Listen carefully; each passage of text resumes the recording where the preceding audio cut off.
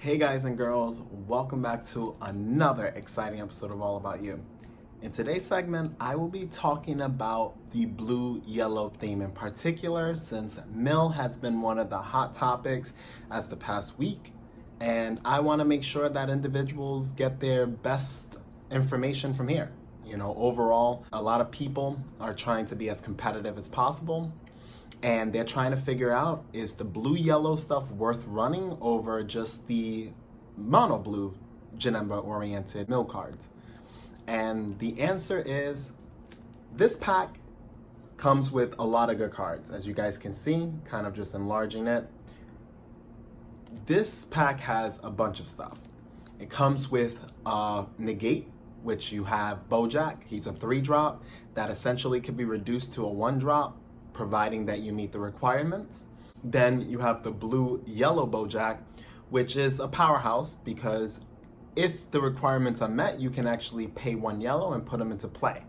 The downside is that you have to have a blue and yellow card in your combo area, which isn't the best thing because right now there aren't any cards that benefit you for comboing blue-yellow cards. It's not like we have a blue-yellow pseudo combo that replaces itself, or like a free Han. The battle cards that come into play in rest mode, had they had a blue-yellow 15k that when comboed, if you have a blue or yellow leader, you can put it into play. That would make, it would make this pack a little bit more accessible as far as the cards are concerned.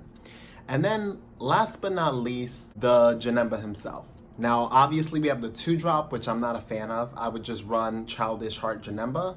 He's basically that, but not as good as Childish Heart. While Childish Heart can search out for any Janemba, and it really doesn't matter because it technically costs 3 regardless. And if you play Psyche Demon, it's the same result where you could pay 1 and then evolve, and you just pay 3 energy altogether instead of playing a 2-drop and having to pay an additional energy in order to search your deck. And he doesn't have protection, while the 3-drop does have protection. Barrier is a thing, and it's great to make sure that your plays are safer than not. But the main card of this pack is, again, the guy right on the front. So he is basically the best part of the blue-yellow package. All the blue-yellow cards have the exhaust effect, where you have to, when you play them in your energy area from any zone, they come into rest mode. Now, from being in rest mode, that's no problem because you can easily play them early on. Now, his ability is great. Once he's in play, you can always pitch cards from your hand in order to restand energy. Now, that's pretty busted in itself. And he has barrier 20k, not bad. Not bad stats, not bad effect.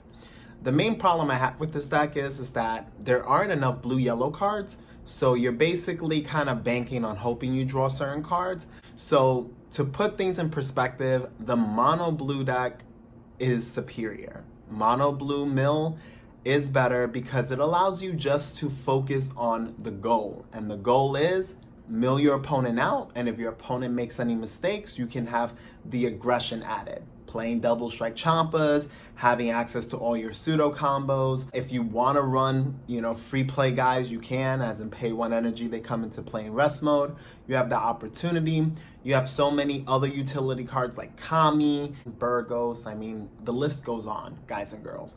And when you're running this blue-yellow package, Bandai basically was like, hey, we want you to run every card in this package. And then people were just trying to figure out what the best ratios were, and unfortunately the ratios aren't good enough.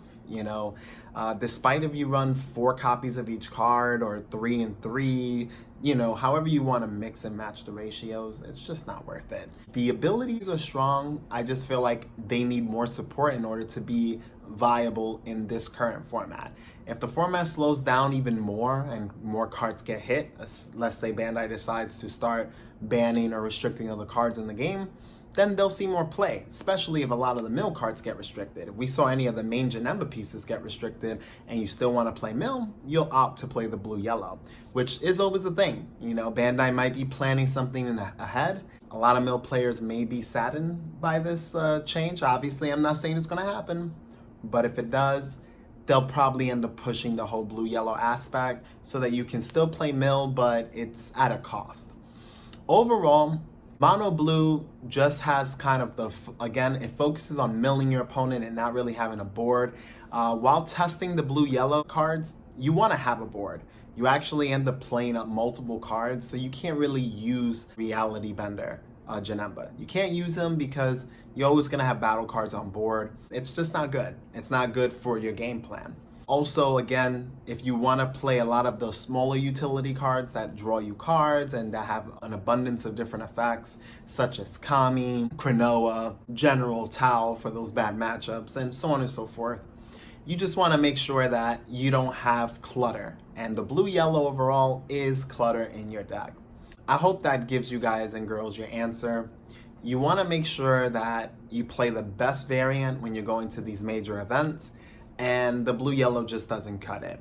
Now, in the next video, I will be talking about the green-red cards.